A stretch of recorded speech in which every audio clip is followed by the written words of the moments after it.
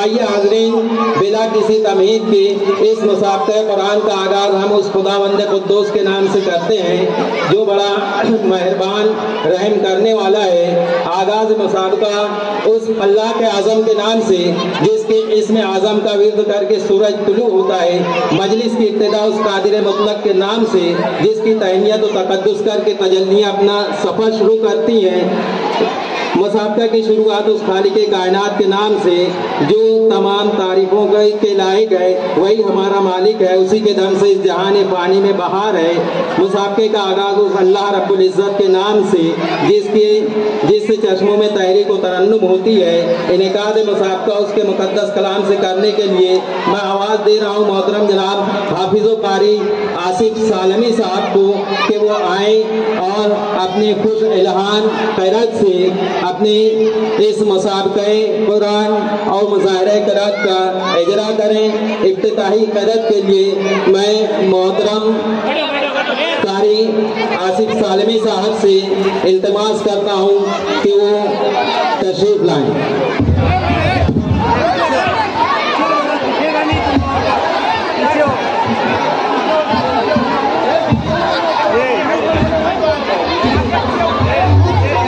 इब्तिदाई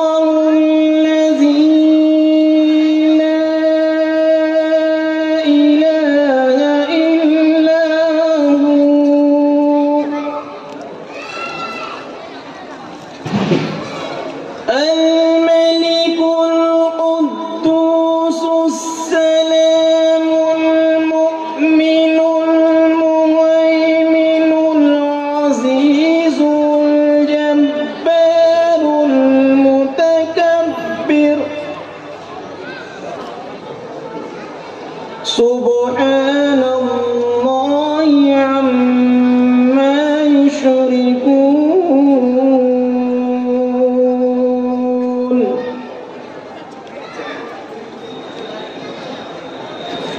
هو الله الخالق البارئ المصور له الأسماء الحسنى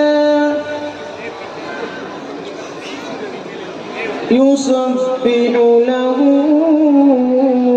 ما في السماوات والأرض وهو العزيز الحكيم صدق الله العظيم. بسم الله الرحمن الرحيم. الحمد لله رب العالمين والصلاة والسلام على نبينا محمد صلی اللہ علیہ وسلم وعلى آلہ وصحبہ اجمعین. لمناسبة اليوم المبارک اقدم الشیخ عبداللطیف صدیقی لریاست هذا اليوم المبارک البرنامج لمناسبة القرآن الكريم وأوفده مني ومن جميع الطلاب وجميع التلاميذ وجميع الحاضرون وأطلب منه لبدء هذا تمام مہمانان کا میں پرتپاک خیر مقدم کرتا ہوں. بسط خلوص محبت سلام کرتے ہیں. ہر ایک شخص کا ہم احترام کرتے ہیں. ہمارے محفل میں علماء کرام تشریف فرما ہیں. میں ان کا استقبال کر رہا ہوں جمہور ہائی اسکول اینڈ جونیئر کالج انجمن تعلیم جمہور کی جانب سے. عزیز طلبہ و طالبات، آج کا یہ پروگرام جس کا مقصد میں آپ کے سامنے پیش کرنا چاہتا ہوں، جیسا کہ میں آپ کو بتاتا چلوں کہ ہماری محفل میں جید علماء کرام تشریف فرما ہیں، اور میں اپنی بات اس سے پیش کر بھی جو خطبہ ہوتا ہے اس سے شروع کیا تھا. مولانا عبدالرحیم ملی قاسمی صاحب نے بہت سراہنا کی تھی میری. ذل الرحمان صاحب بھی بیٹھے ہوئے ہیں، اور میں دنیا کا خوش قسمت انسان اس معنوں میں سمجھتا ہوں کہ میں دنیا کا خوش قسمت انسان اس معنوں میں ہوں کہ میں نے مالیگاؤں میں ہی 99% جمعہ جو ہے میں نے مالیگاؤں میں ہی ادا کیا ہے. اللہ تعالیٰ نے مجھے یہیں پر روزی دی اور یہیں پر مجھے مواقع حاصل ہوئے. قصاب باڑے میں جب قصاب باڑہ مسجد میں تھا، ذل الرحمان صاحب تھے، تو وہاں پر میں نے اپنی شروعات جو کی تھی اس سے اول بھی میں اسی بات سے اپنی بات شروعات کر رہا ہوں اپنی باتوں کا کہ الحمدللہ نحمدہ ونستعینہ ونستغفرہ ونؤمن بہ ونتوکل علیہ ونعوذ باللہ من شرور انفسنا ومن سیئات اعمالنا من یہد اللہ فلا مہدی لہ ومن یضللہ فلا ہادی لہ ونشہد ان لا الہ الا اللہ ونشہد ان محمدا عبدہ ورسولہ. عزیز طلبہ و طالبات، دنیا کی عظیم ترین مستند آسمانی کتاب قرآن کریم کے متعلق رسول اللہ صلی اللہ علیہ وسلم نے ارشاد فرمایا ہے کہ قرآن کو اپنی آواز سے زینت بخشو، قرآن کو عرب کے لہجے میں پڑھو. شہر عزیز کے میں آپ کو بتاتا چلوں کہ شہر عزیز کے طلبہ و طالبات میں اسی قدر کو پروان چڑھانے کے لیے اور قرآنی آیت سے استفادہ کرنے کے لیے آج اس عظیم الشان پروگرام کا انعقاد کیا گیا ہے، کیونکہ ہم جانتے ہیں کہ بدلتی رہی آسمانی کتابیں محمد کا قرآن اب بھی وہی ہے. قرآن اور صاحب قرآن کی باتیں مطلوب سر بزم ہیں. قرآن اور صاحب قرآن کی باتیں مطلوب سر بزم ایمان کی باتیں. قرآن کا کوئی متبادل نہ بدل ہے. قرآن ہر ایک تفت دشوار کا حل ہے. قرآن رسالت کا محافظ بھی، خبر بھی. قرآن بصیرت بھی، بصارت بھی، بصر بھی. قرآن ہے تاثیر، مؤثر بھی، اثر بھی.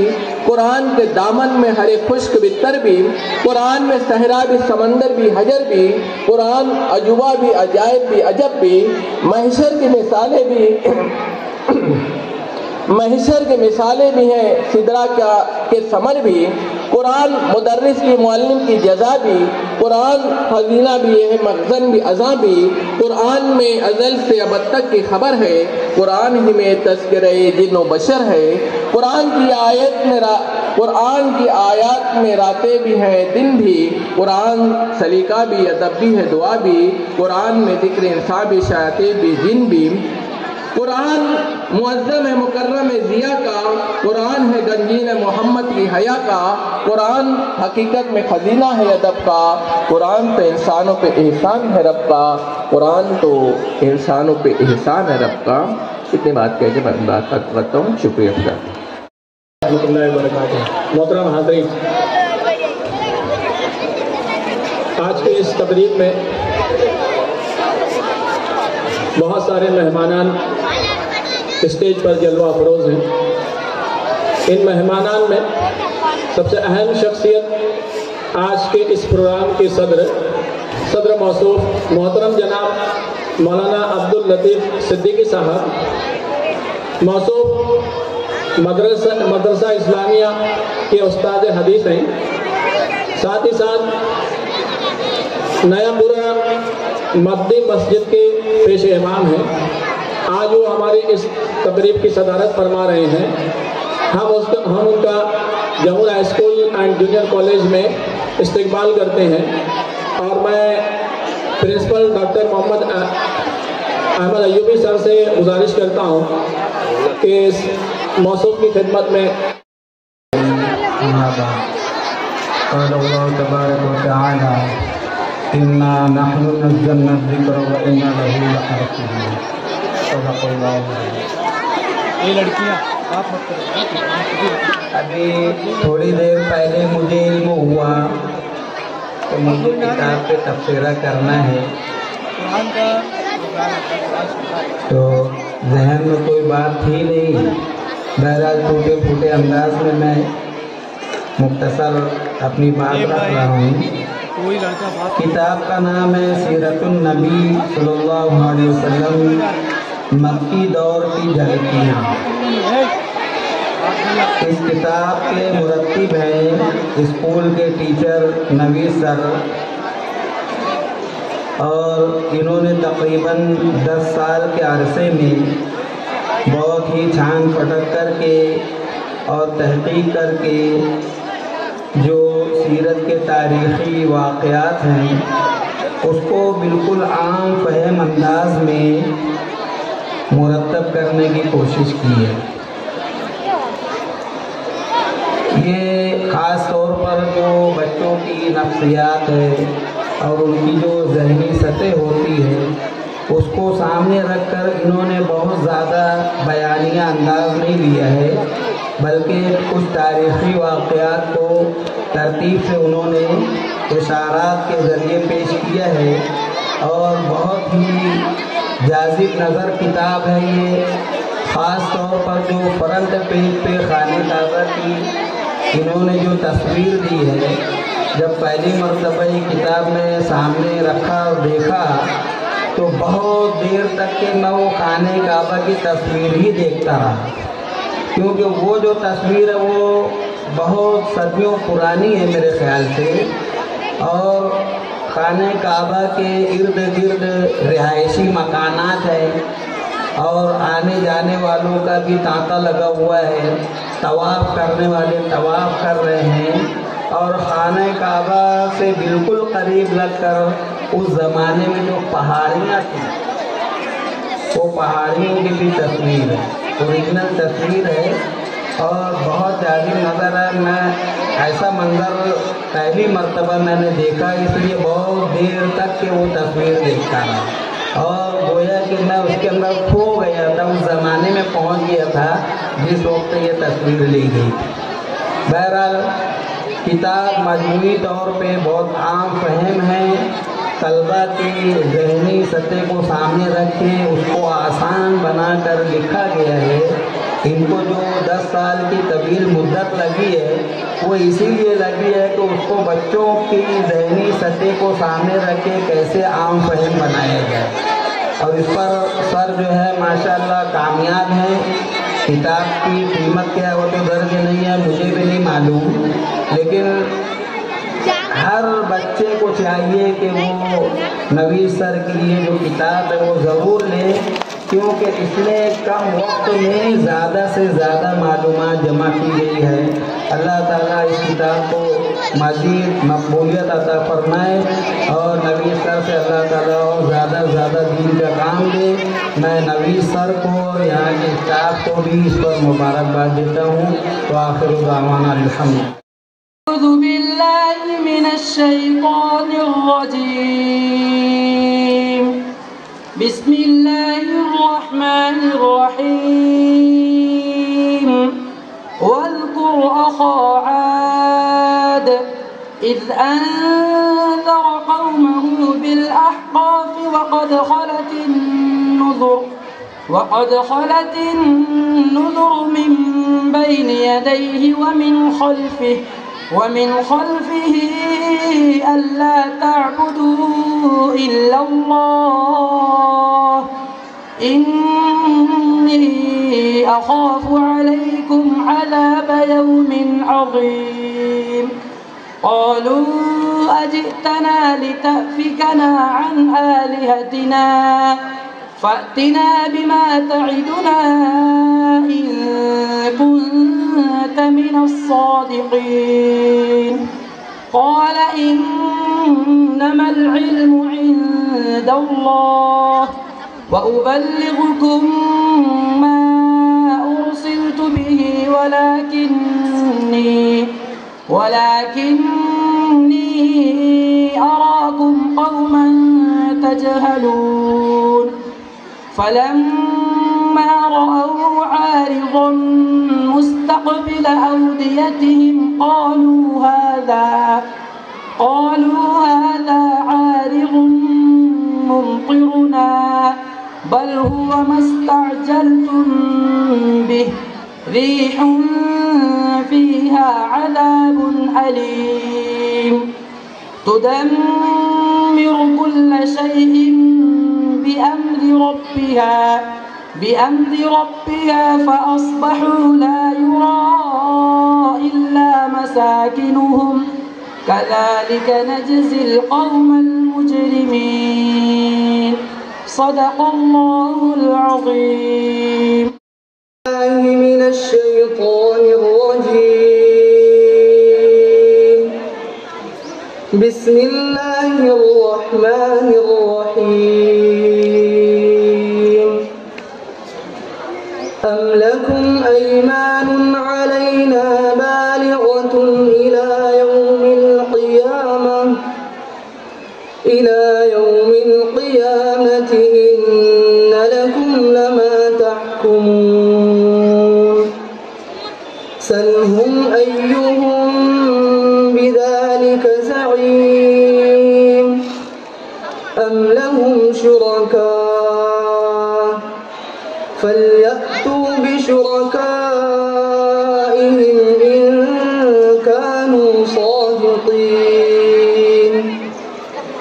يوم يكشف عن ساق ويدعون إلى السجود فلا يستطيعون خاشعة أبصارهم ترهقهم ذلة وقد كانوا يدعون إلى السجود وهم سالمون. فذرني ومن يكذب بهذا الحديث سنستدرجهم من حيث لا يعلمون وأملي لهم إن كيدي متين. صدق الله. من الشيطان الرجيم. بسم الله الرحمن الرحيم. كل يوم هو في شأن فبأي آلاء ربكما تكذبان سنفرغ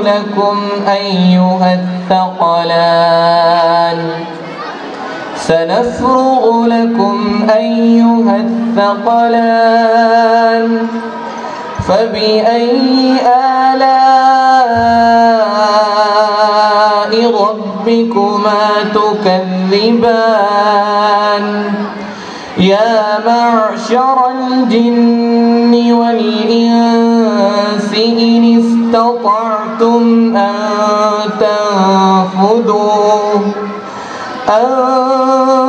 تنفذوا من أقطار السماوات والأرض فانفذوا لا تنفذون إلا بسلطان فبأي آلاء ربكما تكذبان يرسل عليكما شواظ من نار ونحاس فلا تنتصران فبأي آلاء ربكما تكذبان فإذا انشقت السماء فكانت وردة كالدهان فبأي آلاء ربكما تكذبان صدق الله العظيم بالله من الشيطان الرجيم بسم الله الرحمن الرحيم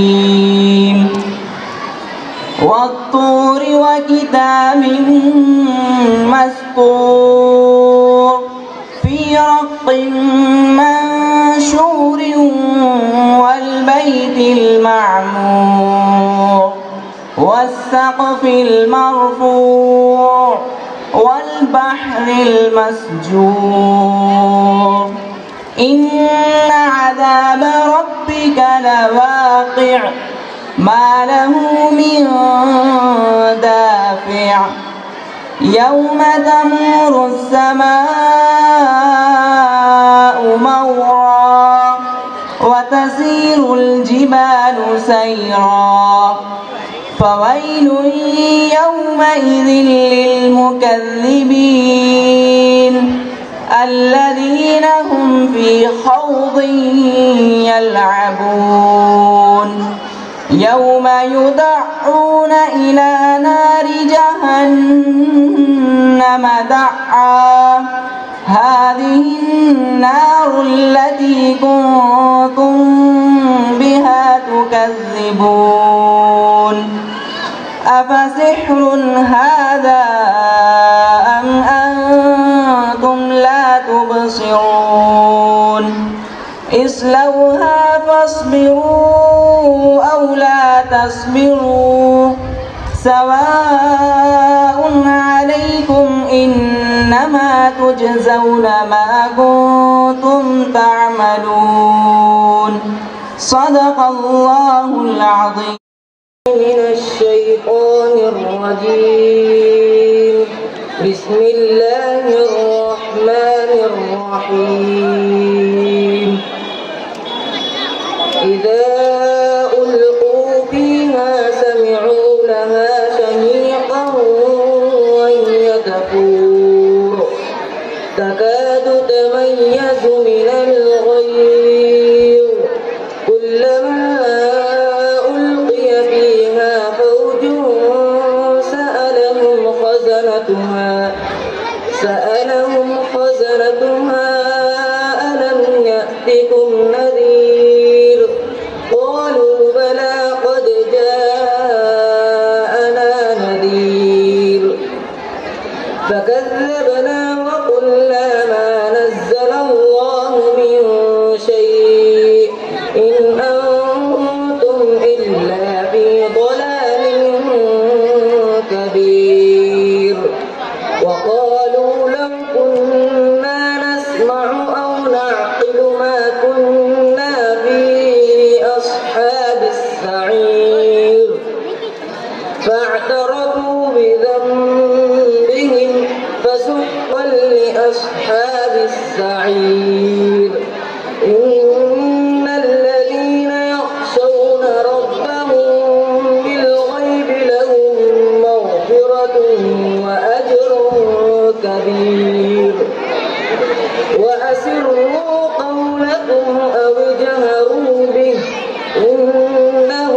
عليم بذات الصدور ألا يعلم من خلق وهو اللطيف الخبير صدق الله العظيم.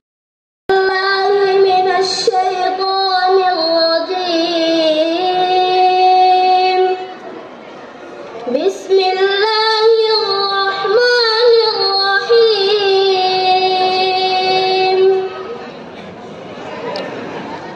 قال أوسطهم ألم أقل لكم لولا تسبحون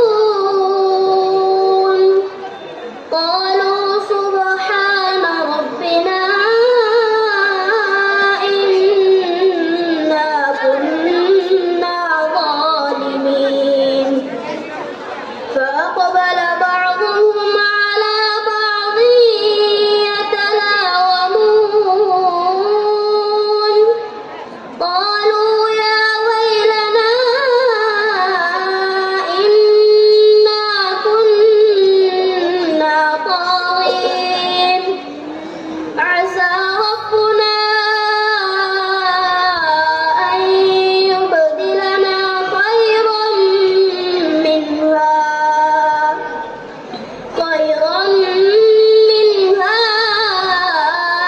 إنا إلى ربنا راغبون كذلك العذاب ولعذاب الآخرة أكبر لو كانوا يعلمون إن للمتقين عند ربهم جنات النعيم أفنجعل المسلمين كالمجرمين ما لكم كيف تحكمون أم لكم كتاب فيه تدرسون إن لكم فيه لما تخيرون صدق الله. من الشيطان الرجيم بسم الله الرحمن الرحيم إذا ألقوا فيها سمعوا لها شهيقا وهي تفور تكاد تميز من الغيظ كلما ألقي فيها فوج سألهم خزنتها ألم يأتكم نذير قالوا بلى قد جاءنا نذير فكذبنا وقلنا ما نزل الله من شيء إن أنتم إلا في ضلال كبير وقالوا لو كنا نسمع أو نعقل ما كنا في أصحاب السعير فاعترفوا بذنبهم فسحقا لأصحاب السعير إن الذين يخشون ربهم بالغيب لهم مغفرة وأجر كبير وأسروا قولكم أو اجهروا به إنه عليم بذات الصدور ألا يعلم من خلق وهو اللطيف الخبير صدق الله العظيم. أعوذ بالله من الشيطان الرجيم بسم الله الرحمن الرحيم الحاقة ما الحاقة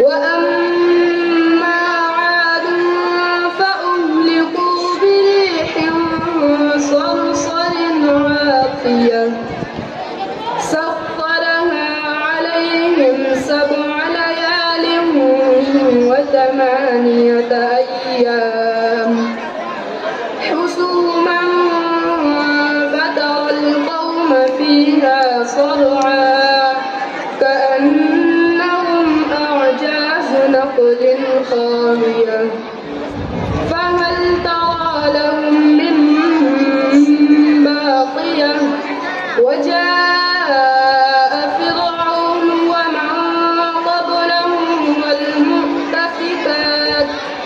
والمؤتفكات بالخاطئة فعصوا رسول ربهم فأخذهم أخذة رابية إنا لما ترى الماء حملناكم في الجارية لنجعلها لكم تذكرة وتعيها أذن واعية صدق الله العظيم. الحمد لله كفى وسلام على عباده الذين اصطفى अम्मा बाद। हज़रात उलमाए किराम, हाज़रीन मजलिस, आप तमाम तलबा व तालिबात, सुबह से आप लोग बैठे हैं, ये इस तरफ से शोर ज़्यादा आ रहा है। अगर आप लोग शोर नहीं करें नताइज का ऐलान कर दूँगा। वो ये है कि मुसाबक़े का इनेकाद किया गया। इनेकाद करने वालों को बिलखुसूस मोहतरम जनाब अहमद अय्यूबी सर साहब को, उनकी पूरी टीम को, तमाम रुफ़क़ा को मैं बहुत बहुत मुबारकबाद पेश करता हूँ कि उन्होंने इस मुसाबक़े का इनेकाद किया। हर साल ऐसी मजलिस सजाते हैं और माशाअल्लाह स्कूल के तलबा व तालिबात आकर उम्दा कारकर्दगी पेश करते हैं, कुरान करीम की तिलावत करते हैं। मुसाबक़ा बेअतबार मजमूई बहुत उम्दा हुआ। बिलखुसूस जो दूसरी फ़रा थी जो लड़कियों पर मुश्तमिल थी, वो फ़रा सबसे मुमताज़ रही। तमाम तालिबात ने उम्दा तरीक़े से पढ़ने की कोशिश की। जिन लोगों का नंबर आया है वो तो मुबारकबाद के लायक है ही, जिन लोगों का नंबर नहीं आ सका वो भी मुबारकबाद के लायक हैं। आप आए, आपने आकर स्टेज पर सबके सामने कुरान करीम पढ़ा, ये ख़ुद बहुत बड़ी कामयाबी है। तो इसमें किसी किस्म की मायूसी की ज़रूरत नहीं है। मज़ीद आप मेहनत कीजिए ताकि आपको जब दोबारा मौका मिले तो आप भी आला नंबरात से कामयाबी हासिल कर सकें। इस मुख्तसर तमहीद के बाद मैं नंबरात का ऐलान कर रहा हूँ।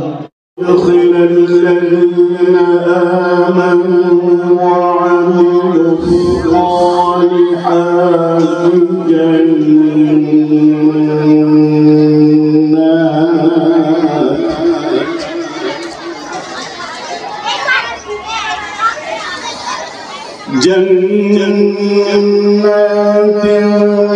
तजरी तहतिहा अल-अनहार खालिदीन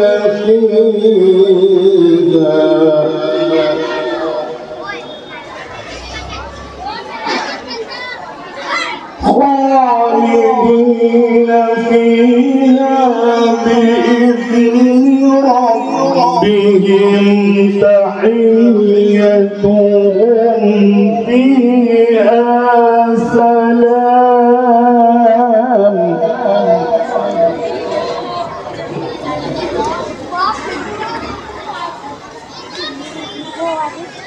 ألم تر كيف ضرب الله مثلا كلمة طيبة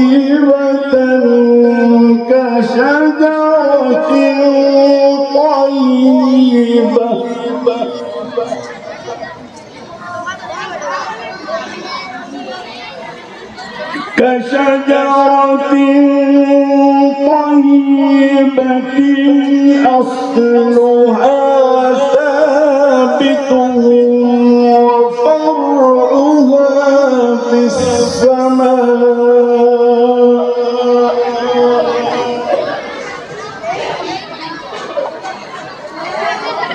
تؤتي أكلها كل حين بإذن ربها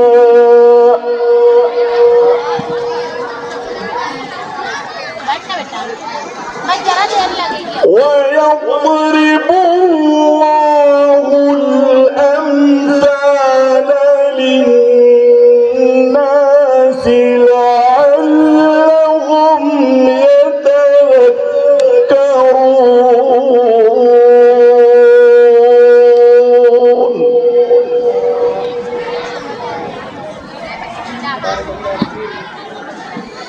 ومثل كلمة خبيثة كشجرة خبيثة اجتثت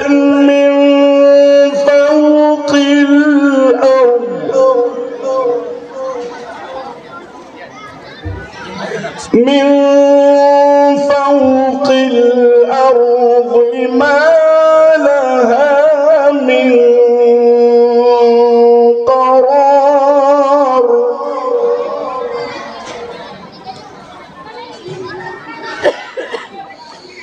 يثبت الله الذين آمنوا بالقول الثابت في الحياة الدنيا وفي الآخرة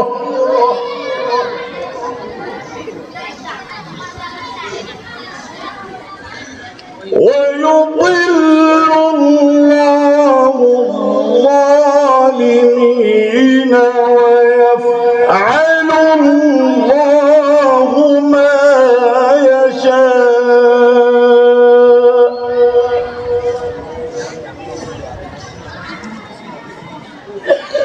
ألم تر إلى الذين بدلوا نعمة الله كفرا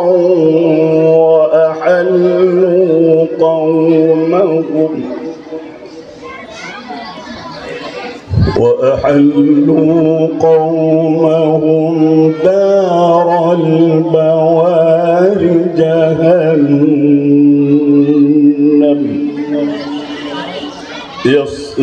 يصلونها وبئس القرار. ألم تر إلى الذين بدلوا نعمة الله كفرا وأحلوا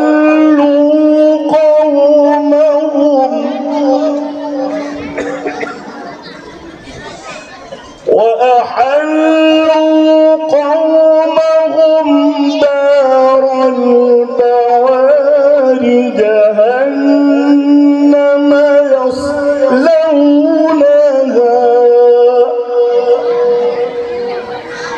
وبئس القرار.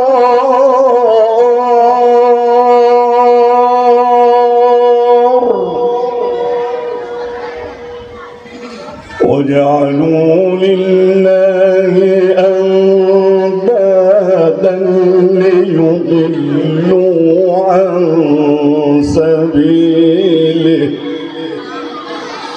قل تمتعوا فإن مصيركم إلى النار.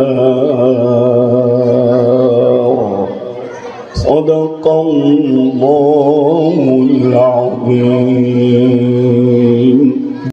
الرجيم. جمهور. بسم الله الرحمن الرحيم. Halo.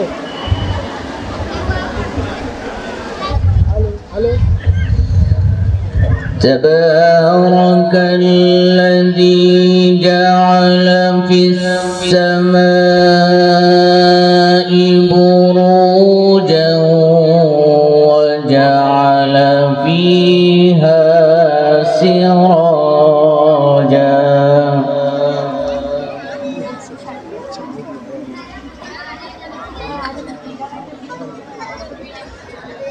وجعل فيها سراجا وقمرا منيرا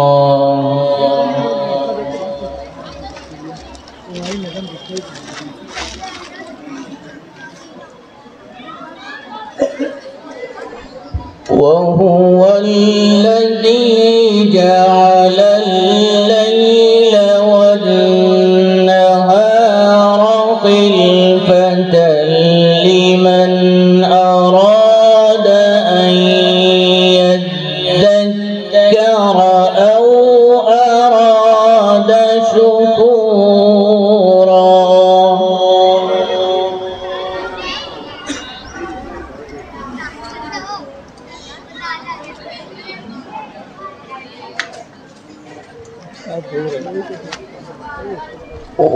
وعباد الرحمن الذين يمشون على الأرض هونا وإذا خاطبهم الجاهلون قالوا سلاما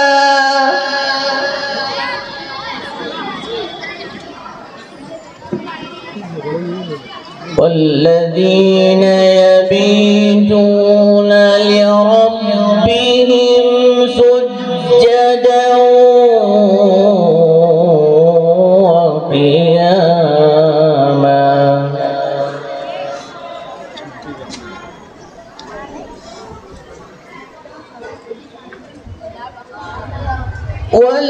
والذين يقولون ربنا اصرف عنا عذاب جهنم إن عذابها كان غراما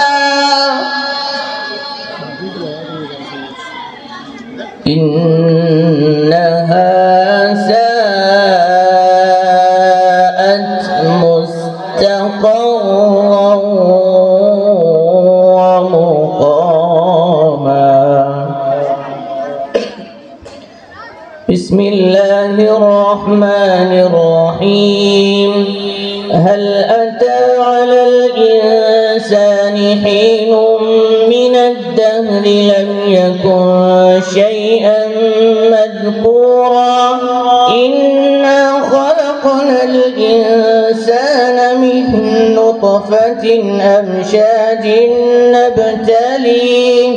أمشاج نبتليه فجعلناه سميعا بصيرا إنا هديناه السبيل إما شاكرا وإما كفورا إنا أعتدنا للكافرين سلاسل وأغلالا وسعيرا إن الأبرار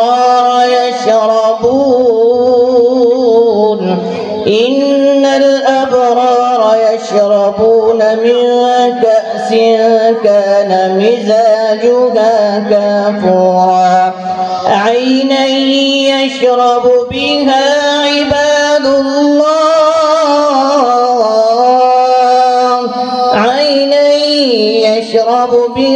عباد الله يفجرونها تفجيرا يوفون بالنذر ويخافون يوما كان شره مستطيرا ويطعمون الطعام على حبه مسكينا ويتيما واسيرا إنما نطعمكم لوجه الله الله لا نريد منكم جزاء ولا شكورا إنا نخاف من ربنا يوما عبوسا قمطريرا صدق الله العظيم. بسم الله الرحمن الرحيم.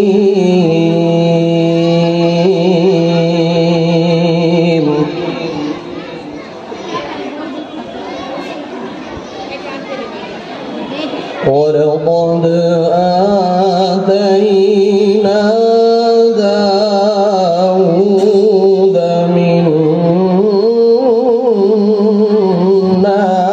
فضلا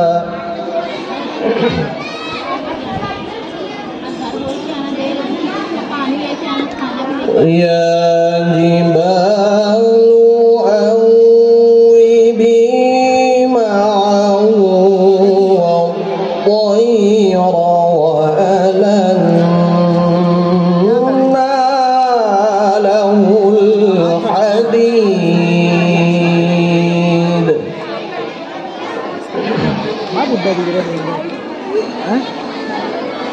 أن اعمل سابغات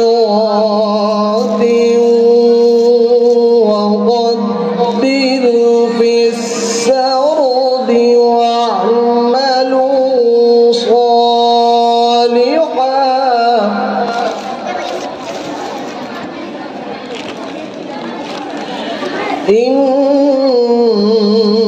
إني بما تعملون بصير.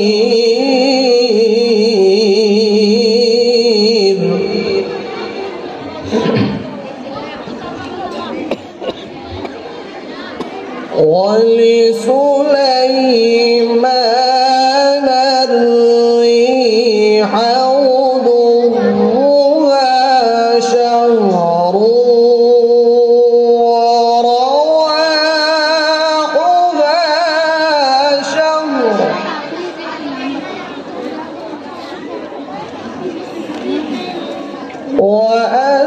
وأسلنا له عين القطر ومن الجن من يعمل بين يديه بإذن ربه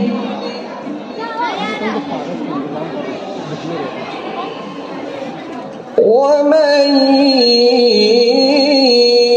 يزغ منهم عن أمرنا نذقه من عذاب السعير.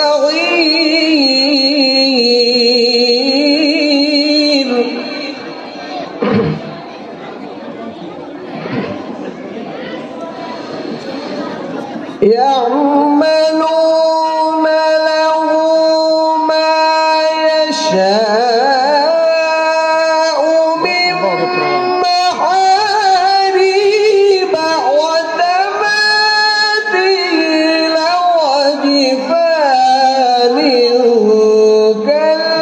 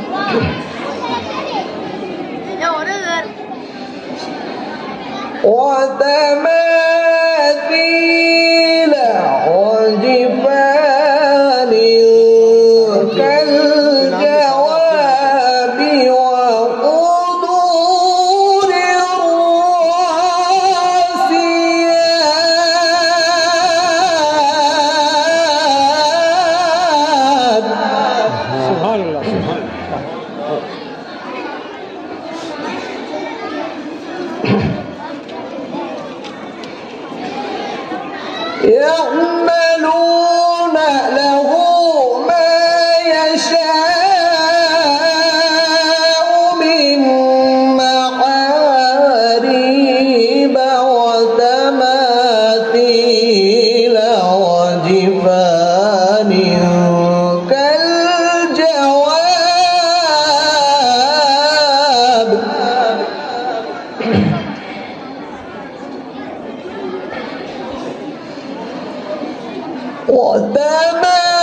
وتماثيل وجفان كالجواب وقدور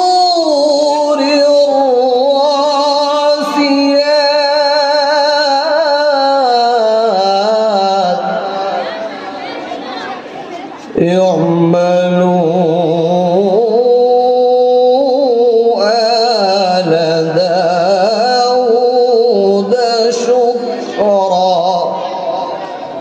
وقليل من عبادي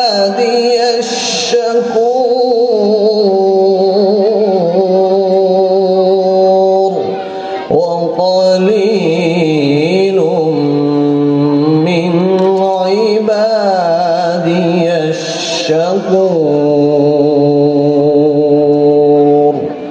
صدق الله